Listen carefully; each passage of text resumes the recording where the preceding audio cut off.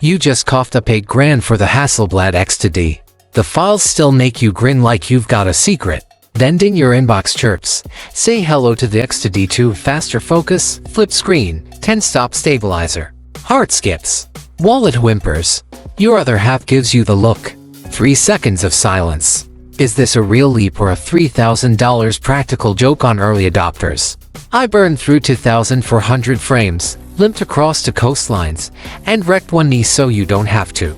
Stick around at the end, I'll show you the exact frame the new body nailed that the old one would have blown, and whether that shot is worth the price of a decent used hatchback. The emotional math first, let's deal with the guilt.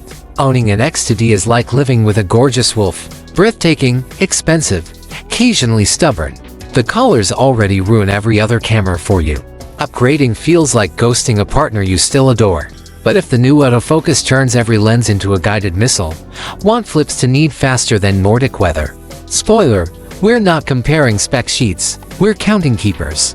Autofocus. From sloth to cheetah, old X2D, contrast detect accurate, genteel. Like a butler who eventually remembers the tea. X2D II, 425 phase points plus LiDAR, and, finally, continuous AF. Real world dusk, 90mm, surfer jogging on black sand. Old body, for sharp out of 12.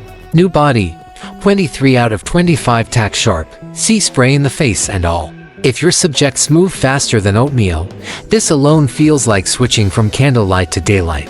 Screens, joysticks, and the joy of bending original screen, beautiful, immobile. Shooting overhead meant hoping to God you framed right. 2 screen flips 90 up, 43 down, punches 1,400 nits, and shows real HDR. I shot a backlit fisherman at high noon without belly crawling across a trawler. My spine is sending thank you notes. New joystick drops, menu dives by half. Focus point selection finally feels like this decade. IBIS 10 stops. 0 excuses, old stabilizer. Approximately 6 stops. Respectable, not mythical. New 10 stops. I handheld a 1S waterfall shot in a canyon, 100MP razor sharp without a tripod. That's to fewer batteries. 0 luggage anxiety. Night Alley ISO 50. 1/8S clean. The marketing isn't hype, it's margin for real life. Image quality. Same chip, new tricks and 100MP sensor, but Hasselblad shaved base ISO to 50 and eked out 15.3 stops of dynamic range in their end-to-end HDR path. Side-by-side dawns show the two clings to peachy cloud detail half a stop longer before clipping. Printing big.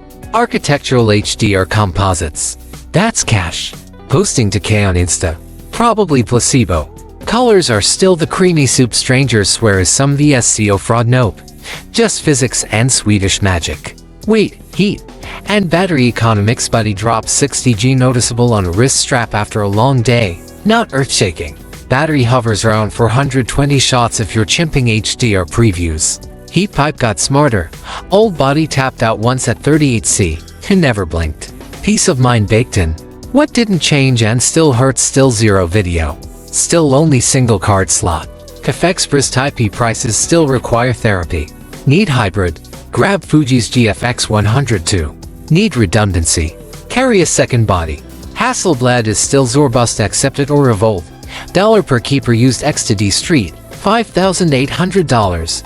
X2D II new, $8,900. Gap, $3,100.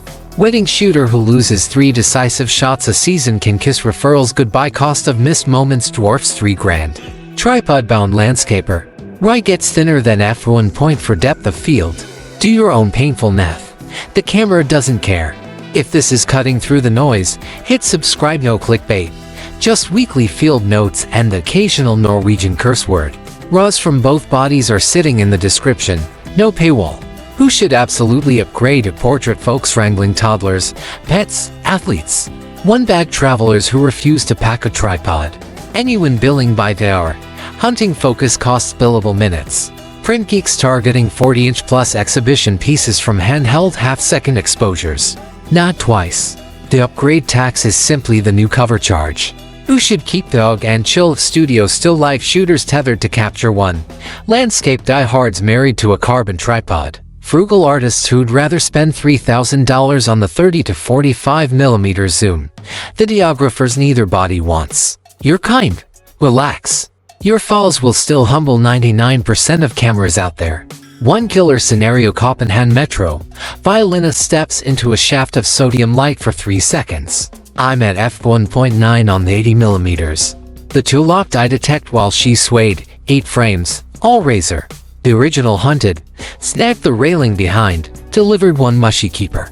Those 8 shots became her EP cover and paid half the body price. 1 gig. Upgrade justified. Conclusion, final verdict: so, is the X2D II worth it? If reliable AF, handheld freedom, and a flip screen matter more than your bank balance, yes, without drama. The jump isn't megapixels, it's evaporating missed moments.